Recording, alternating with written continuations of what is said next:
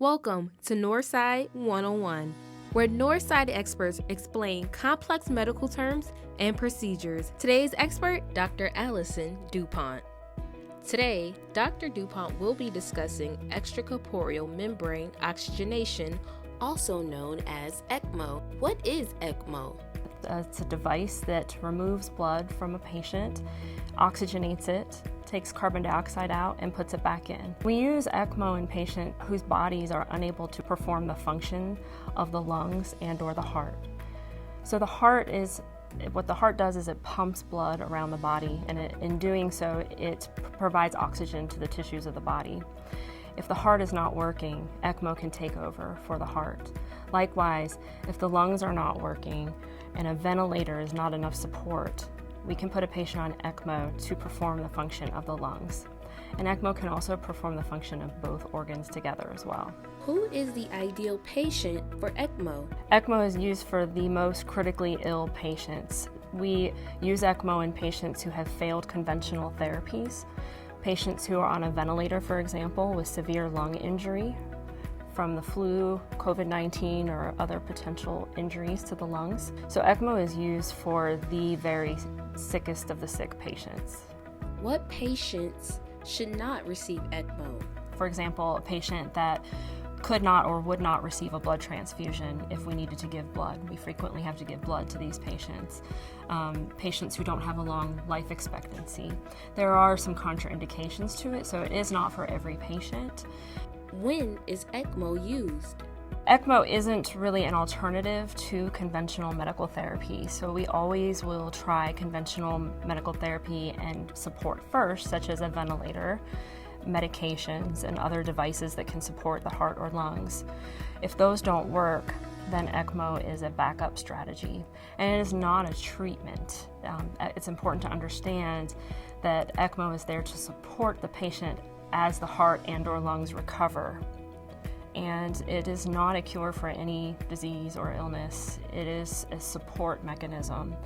It is there as a life support to provide the function of the lungs or heart, or both, in a patient who's critically ill, to allow that patient time for their lungs and or heart to recover. How long are patients typically on ECMO?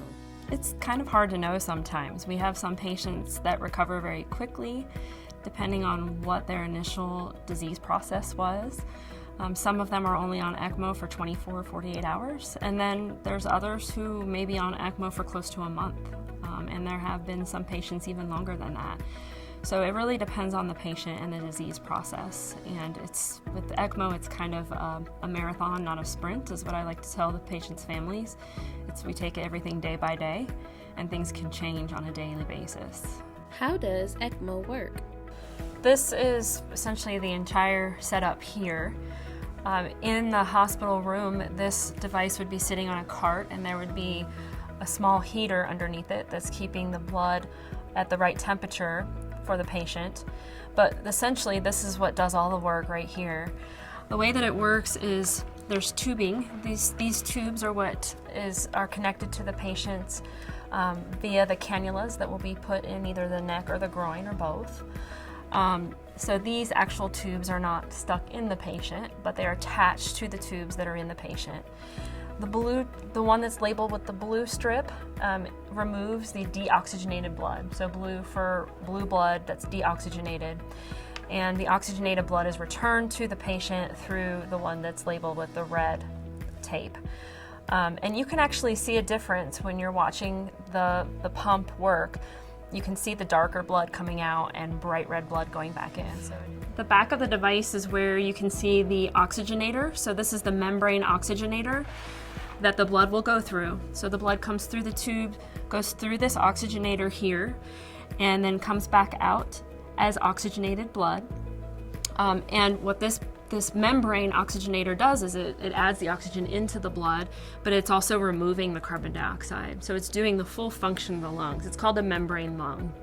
But that's how small that is. The pump that's pumping the blood is actually behind that. And this entire circuit here makes up the ECMO pump. Thank you for tuning in for another edition of Northside 101. Have any questions? Leave them in the comments below. Until next time, stay safe and informed.